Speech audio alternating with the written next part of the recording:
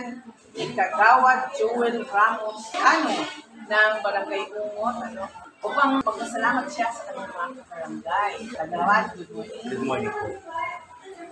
Nagpapasalamat ako sa lahat ng sumuporta sa mga kabaryo ko.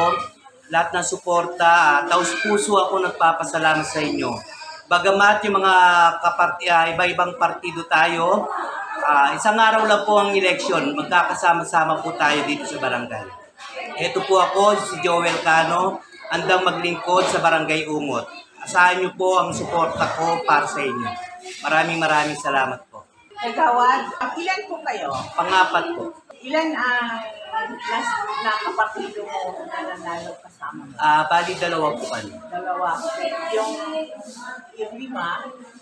Medyo nawala po sila, hindi po sila pinalad na manalo. Okay.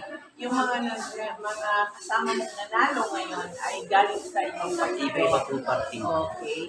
So, ano masasabi mo na pinalad ka at pinuportahan ka na ng mga kabarangay? Ayun nga po, sobrang saya ko po. First timer po akong umabol ng Kagawad. So, binitbit niyo po ako sa number 4. So, maraming salamat po. Magaling kang mga kampanya, ha?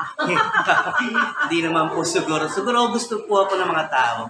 Kasi nakikita naman po nila, kahit hindi po ako nakaupo dati, so nagbibigay ako kasiyahan sa barangay. Okay. Lalong sasaya ang Barangay Umot ngayong nandyan ka na bilang kagawad ng barangay, no? Yes po, yun po yung promise ko sa kanila. Ngayon po, hindi pa po ako nakaupo. Tignan niyo po yung street ko ngayon, yung Black Tree. So, nilalagyan ko na po siya ng Spirit of Christmas. Yan po yung mga parol. So, susunod po natin yung mga Christmas light na yun. Okay.